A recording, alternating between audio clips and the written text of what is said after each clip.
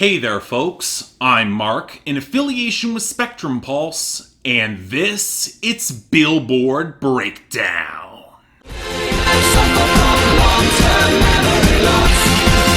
I don't remember.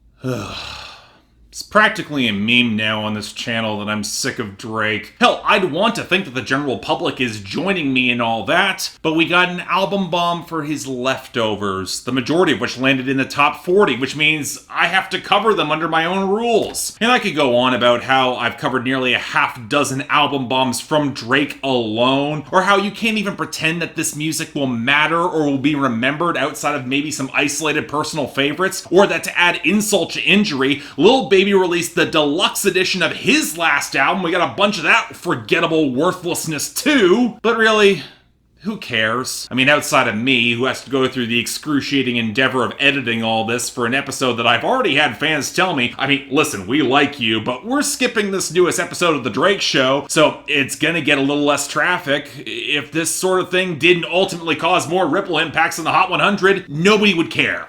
Even the Drake stans will move on to anticipate the second album he's dropping later this year. Spoiler alert, that's coming. And I'm stuck questioning if your streams and bought and paid for through either the playlist or less savory measures, how much does even Billboard's system of record even matter? Especially as Spotify and Apple Music have no reason not to participate in chart manipulation, given as it's just more of their stats that they will be padding. But speaking of chart manipulation, our top 10 and our new number 1, Say So by Doja Cat, featuring a bunch of separately counted remixes from Nicki Minaj. And I have to ask, Nicki, was it worth working with the accused rapist and Dr. Luke with some of your laziest performances on record? Or working with trash like 6ix9ine in your last desperate attempt to reach the top with Fifi? Was it worth your fans doxing the chart data guy on Twitter? I mean, you know this isn't gonna last or happen again, right? And that's why Nicki's obsession with the numbers has been so revealing and so embarrassing to me. Because as I said just a couple minutes ago, the Billboard Hot 100 is a stat pad. It's a system of record that's kind of like money. It only has significance because we give it significance. But Nicki has never treated the numbers like that in public. She feels like, as the best female rapper in the game, she's owed all the accolades and the stats to support it.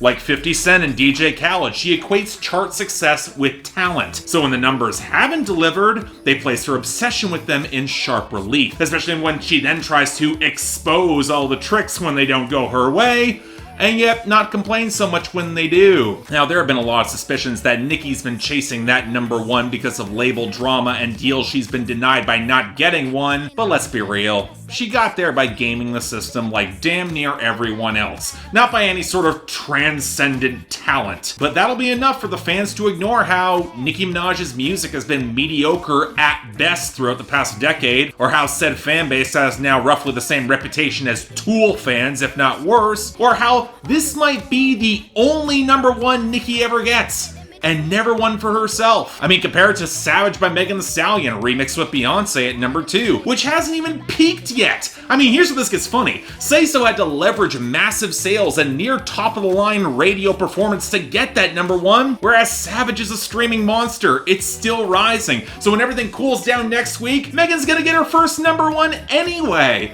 But let's not talk about that yet, shall we? Now, all this kind of makes the rest of the top 10 kind of tedious. Blinding Lights by The Weeknd still rules the radio at number 3. 2C Sly by Drake actually fell to number 4 because despite good streaming and radio, it's not a dominant meme or force. The Box by Roddy Ricch held at number 5 because it's not losing slow enough to blunt its inertia, especially on YouTube. And Don't Start Now by Dua Lipa actually gained a spot to number 6 despite losses across the board. Then we got Pain 1993 by Drake featuring Playboi Carti at number 7. We'll get to talking about this later, but it's here on streaming and it won't last. And to round things out, Circles by Post Malone holds at number 8 because the radio loves it. Rockstar by DaBaby featuring Roddy Ricch rebounded at number 9 on holding steady on streaming and a nice YouTube kick. And Intentions by Justin Bieber featuring Quavo is still at number 10 because despite sales losses, the radio hasn't killed it yet. They should. But on that topic are losers and dropouts. And because we have multiple album bombs, we got a lot of both. In the latter case, Roxanne by Arizona Zervis, Heartless by The Weeknd, Heist in the Room by Travis Scott, and 10,000 Hours by Dan and Shay and Justin Bieber all clinched their year-end list spots as they exited, while cutting off both Stupid Love by Lady Gaga and That Way by Lil Uzi Vert short early. Man, it looks like Gaga got Perfect Illusion Part 2 here, or was that The Cure? But now we got nearly a third of the Hot 100 losing,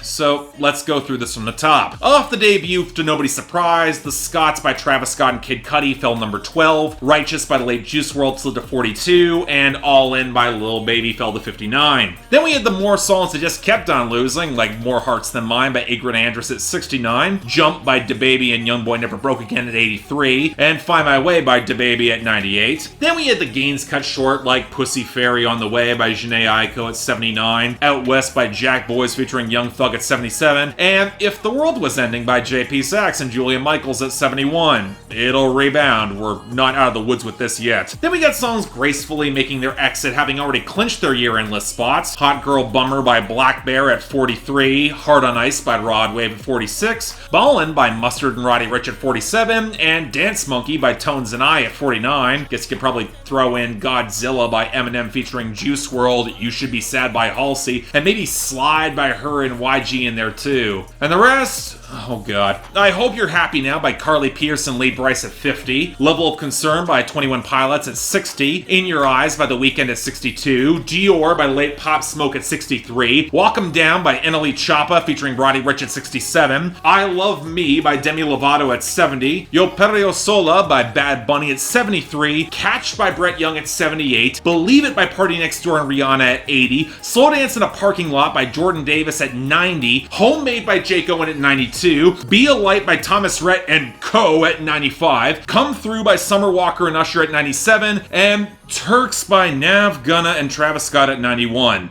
My expectation that last one might rebound next week, so yeah, stay tuned. Now, like most album bomb weeks, we didn't get much in the way of gains. Party Girl by Stay Strong Rocky got a boost to 64, I blame TikTok, and Emotionally Scarred by Lil Baby got the boost riding the deluxe album pickup to 56, which I'd also argue accounts for Heatin' Up with Gunna and Grace with 42 Dugg re-entering the chart at 96 and 88. Unfortunately, it doesn't count as a full-fledged album bomb there, so the songs that fall out of my range are basically 3 cuts from Drake. War at 52, Losses at 51, and From Florida with Love at 45. And as for the rest, well, we got our list of new arrivals, and it'll take us a little while to get to Drake, so let's start instead with number 100, Don't Rush by Young T and Bugsey featuring Headie 1.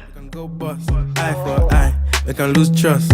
Right wrong, easy pop, where you they go, we they go up. So I'll admit I've been dismissive of songs that have blown up on TikTok, especially when you can tell they're underwritten or barely formed beyond the hook. I mean, that was my big issue with a lot of Vine hits back in the day, especially the dance songs. But the flip side to all of it is that if they actually launch acts that are outside the American mainstream, that could be really cool. And hence we've got this. A rap song from the UK that came out 6 months ago. And the main duo is Young T and Bugsey. They've blown up over the last year, they dropped their debut album in March of this year, and this is actually their second biggest song in the UK thus far, collaborating with the UK drill artist Headie 1. And while I can't say a lot of this is unique, there's a lot of brand name flexing and trying to pick up a girl as they brag about their come up, and I won't say that anyone here has a ton of personality or charisma or good wordplay like Skepta or Stormzy. They don't really embarrass themselves here either. Now granted, part of this is the song is pushed through a lot of UK slang of which I'm not really familiar, I'm just going along for the vibe, but the groove here is good enough to support that. The bassy echo and the textured clank of the percussion off the vocal sample, it's pretty minimalist, but not in a way that feels undercooked. It's actually a pretty well produced song here. But yeah, I didn't really expect this to last beyond the meme and the challenge, but it's fine while it's here.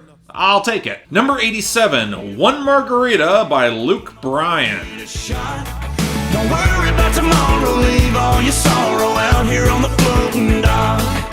You know, I can argue the hidden winner of the charts this week is actually Kenny Chesney of all people. He wound up beating Drake with his newest beach party of an album on the Billboard 200, which does kind of surprise me given how nobody's outside right now. I mean, I guess folks are looking for escapism, which is likely why Luke Bryan is trying to rip him off here with a lot of the rubbery acoustics and the touches of organ as he's trying to make a smoldering tropical beach drinking anthem. And I mean, look, it's not all that bad. The production is more organic than Luke Bryan's normally is, and I'm usually a pretty big fan of the swampy electric guitar and the bass tones, but note the word swampy, which doesn't really match up with the brighter, sandy textures that make for the best beach anthems and would match the content. And this isn't surprising, because Luke Bryan's production has been sounding overworked and slapdash for years now. It sounds like he's trying to reverse engineer the formula to making a beach song, and thus the effort shows through on what should sound effortless. Now, granted, he's certainly made a lot worse the past 10 years, but if this is Luke Bryan's later career pivot, I mean, Kenny Chesney's got nothing to worry about.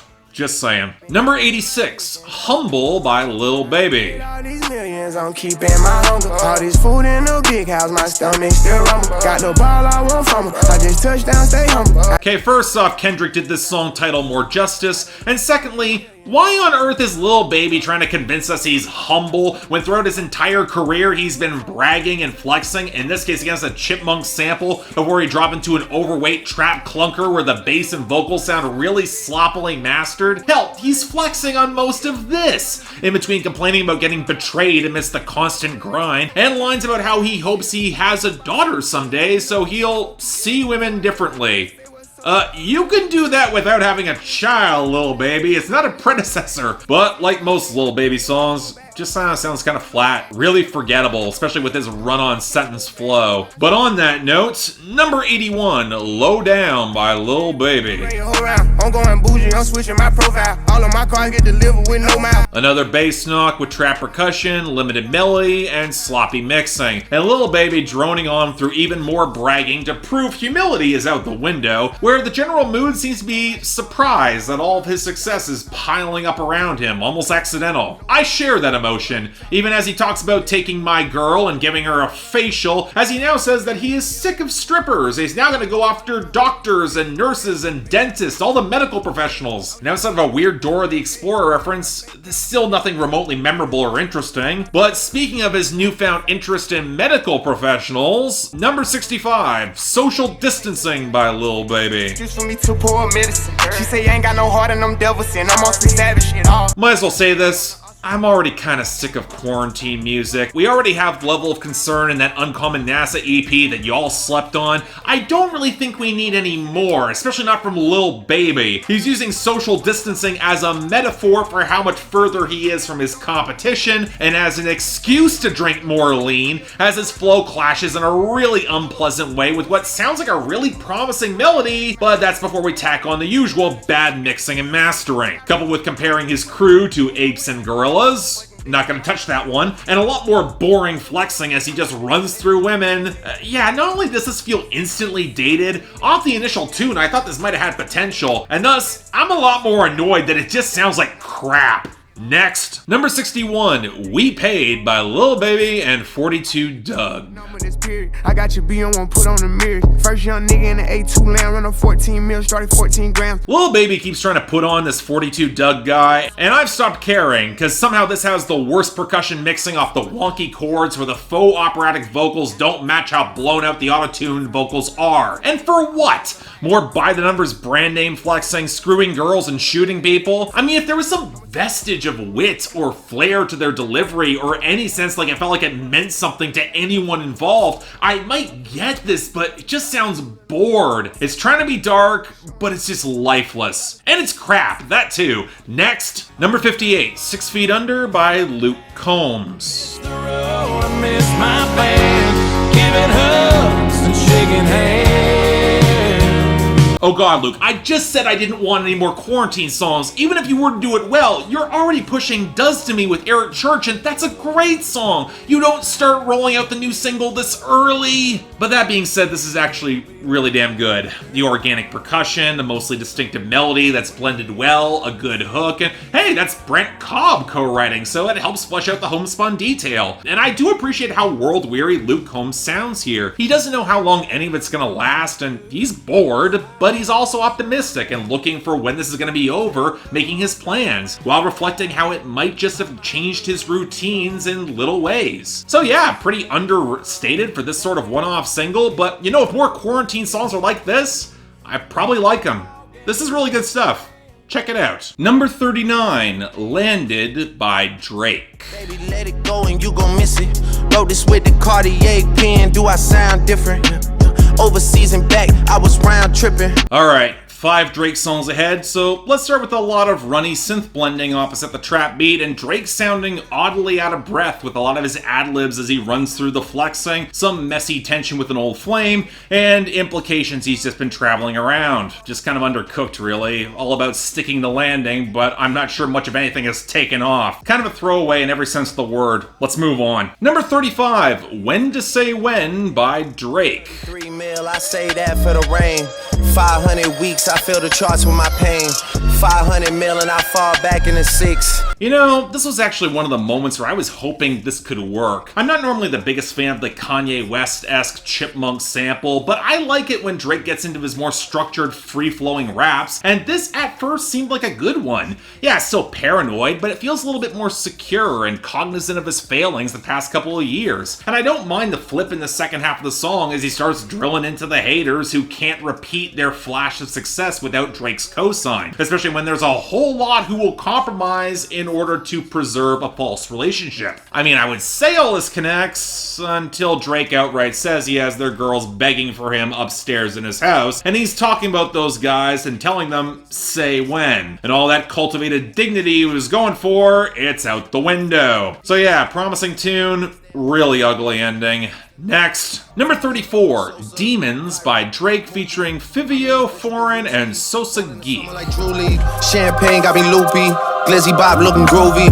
All the demons looking moody. All the demons looking moody. Am I the only one naturally suspicious of any unfamiliar name that shows up on a Drake feature? If only because the odds are stacked against them that their career is gonna survive long term. Now for those of you who don't know, and I include myself before this song, Fivio, Foreign, and Sosa Geek both seem to be part of the rising New York drill scene. So it looks like Drake had found his newest sound he was gonna sample and drop his UK hip-hop accent all over. And the odd thing is that it doesn't seem bad. I like the vocal swell against the heavier knock of the beat and the splinters of percussion. Drake can play for a faded and moody flex pretty well, and the hook is good. But then we got our 2 guest rappers. And while the stop-start flow seems to be a thing in New York drill, it sounds really forced and awkward. I mean, it's not terrible when Fivio Foreign tries it, but really clunky when Sosa Geek does. This is also where they will drop cosigns where you can tell both of them are eagerly name-dropping Drake, and it feels really forced, especially as I get the feeling that it's not going to lead to a lot more success and collaborations down the line. In other words, just kind of patchy. There was potential for this to work. Shame it just kind of doesn't. Number 32, Deep Pockets by Drake. Deep pockets on a nigga, I can't find my phone in. Now we rolling. Apparently Drake recorded this as a throwaway from the Scorpion era, and instead of throwing it away like nearly everything else from that time, he actually dropped it here with all the fuzzy warbling shouts and let-in percussion that doesn't blend all that well with Drake's voice. A few people have compared this to the Nothing Was the Same era Drake, but that often had a level of gloss and care and mixed depth that this doesn't, where he's musing about his come-up again with the faded specter of violence and old crimes as he now stacks a different kind of cash. And I just wish it did more to capture that flickering mood, or didn't focus so much on Drake's envy management for other people. I don't know, I don't think it's bad. Hell, I'd probably take it over a couple of the songs on Scorpion, but I do get why it was thrown away.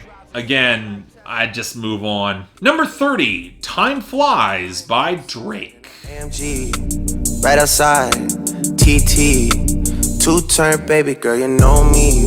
Given how the majority of Drake's songs and albums seem like they go on forever, him saying that time flies is at least somewhat ironic, especially against a song that's basically just leaden bass, distant fuzzy synth, and a clicking trap beat. And yet that's all he really needs here, because again, I don't think this is bad at all. Not unfamiliar for Drake, as he's lurking outside his girl's place and he's hoping that something can connect given that he's bored and lonely and he's missing her, but he also just seems realistic enough to know that it's not something that can really happen. They've got a history, it's not gonna work. And when he actually starts singing on the second verse before the song starts fracturing apart, there are a couple really good lines. You believe in angles more than angels. I mean, that fits really well. I mean, for Drake in more of his R&B lane, of course he's done more, he's done better, but this is a lot better than I expected, so yeah, good stuff. Check it out. Next up, number 29, Be Kind by Marshmello and Halsey.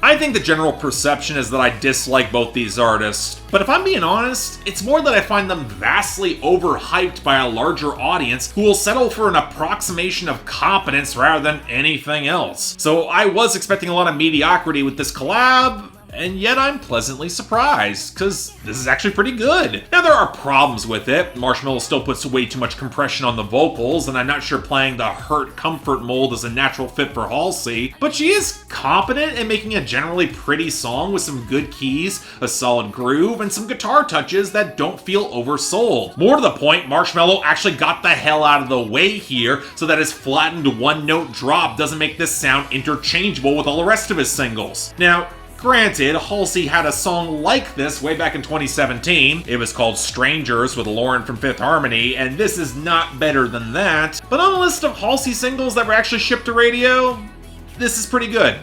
I'll take it. Number 27, Desires by Drake featuring Future. Katy, Texas, Dallas, Texas, you know, a different environment. So I've been familiar with this song for a while now, mostly because I listen to the Joe Budden podcast, and they've had a lot of fun with this song's rampant toxicity, of which I've got very mixed emotions. I mean, I know I've cultivated a reputation for having a bit of a moralistic streak in the criticism of the music that I like and dislike, but the larger truth is that it's all based on how you sell it. I don't hate Hot Girl Bummer by Black Bear because it's toxic, but because it's pathetic in selling it, but trying to frame it with real honest emotion. And that's linked to my issues with this song. It's just creepy that Drake talks about stashing girls in the middle of nowhere to curtail their desires, but when you match it with the rote synth work and the flat trap beat, and Future trying to play both love-struck and dismissive of the girl, and then an influx of bad lines from Drake, it's just clumsy in the wrong way. How you go vegan but still beefing with me is a bad line. It gets all the more ugly when Drake gets controlling and concern trolls about her traveling before a third verse of all the projection and gaslighting. At least he's somewhat aware that some of this is his own damn fault, but it doesn't really excuse it. At the end of the day, it's got the icky vibe only for guys with too much money and not enough problems. AKA Joe Budden. Next, number 25, Not You Too by Drake featuring Chris Brown. Deeply inside. You realize you don't have to keep propping up Chris Brown's career, right, Drake? The only reason he had a mediocre hit last year was you. And the hilarious thing is, I think Drake actually gets that, because Chris Brown only provides backing vocals that are so low and drowned out at the back behind the trap skitter and bare loop that you can barely even hear him if you're not paying attention. And look, I tend to like Drake singing, and he doesn't sound bad here, but man, he's gonna try a lot harder than this underwritten piece to get me to care about getting betrayed by a girl, especially as the vibe of the song has him being magnanimous and letting her back in, even if he's still gonna guilt trip her for it. I mean, I guess I do hear what could work with this in the very spare, lonely vibe, but I'm not gonna say it does work. Thanks, Chris Brown. Number 19, D4L by Drake, Future, and Young Thug. LPG, YSL, what's happening? Richard Mill, all this shit, nigga, what's happening? So let me get this straight. To flesh out this track list of throwaways, we got a remix of a Dreezy and 2 Chainz song, and you didn't get either of them to contribute here? I mean, it's likely would have been better than whatever sort of yammering nonsense we get from Young Thug or Future, which is more sloppily mixed trap, complete with tacked-on air horn squeals, brand name porn, and some of the worst-sounding percussion I've heard all week, including from Lil Baby. And even if you can call it a hype anthem, it's messy as all hell. All Young Thug contributes is ad-libs and parts of the hook. Future's third verse doesn't know how to start properly, and even if I can see this going off in the club, it's some of the most lazy work from everyone involved. Just kind of mediocre and disposable. Next, number 14, Chicago Freestyle by Drake. To the truck to the hotel lobby. Me, I go through underground garages, presidential suite on deposit, elevator up to the room. I've seen some people try to connect this song to some of Drake's other Time in Certain Cities songs, and I don't think that works here. For one, they tend to be well written and occasionally thought-provoking, whereas outside of Giveon giving a nice Sampha impression opposite the piano before the bare-bones trap beat slides in, probably the most interesting thing about this lyrically is Drake interpolating Eminem's Superman, which is a song very much of its time in sound and subject matter. Not for the better either. But actually I don't mind how Drake flips this. An endless stream of cities, trying to call the numbers of the girls in each for the night, but with some regret knowing that it'll never last, and he'll be left lonely and drunk on the runway. It actually just does come together for what this is, and while I find it a little bit underproduced and fractured, I probably would call this decent enough. Unlike number 7, Pain 1993, by Drake featuring Playboi Carti. Hype Williams, Lil X. If you don't say it direct, give a fuck. Yeah.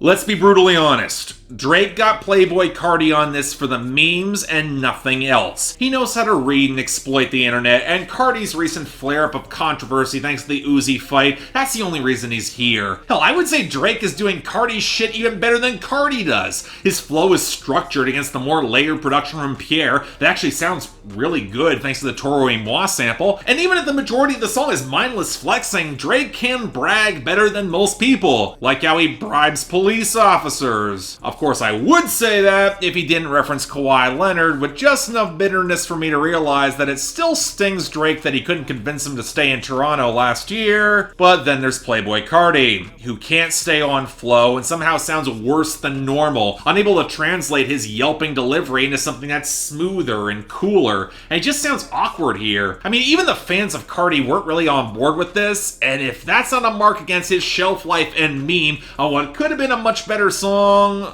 I don't know what is. But that was our week. Long as hell, but not quite as terrible as I was expecting, to be brutally honest. Hell, Drake was close to getting the best of the week with Chicago Freestyle or Time Flies, but I'm gonna give him a 3-way tie along with Halsey and Marshmello with Be Kind as the honorable mention, and Luke Combs getting the best of the week with 6 Feet, which is the least flawed and most consistently produced of all the songs here. And yeah, I do really like it. Now, worst of the week, actually a lot simpler. Social Distancing by Lil Baby is easily getting that, and Desires by Drake featuring Future gets a dishonorable mention. If only because at this point of his career, Drake can be a lot better at being this toxic. Next week, well, providing we don't get a Nav album bomb, we'll see the fallout of all this, so stay tuned for that. But until then, I'm Mark. You're watching Billboard Breakdown, affiliated with Spectrum Pulse. And I'll see you next time.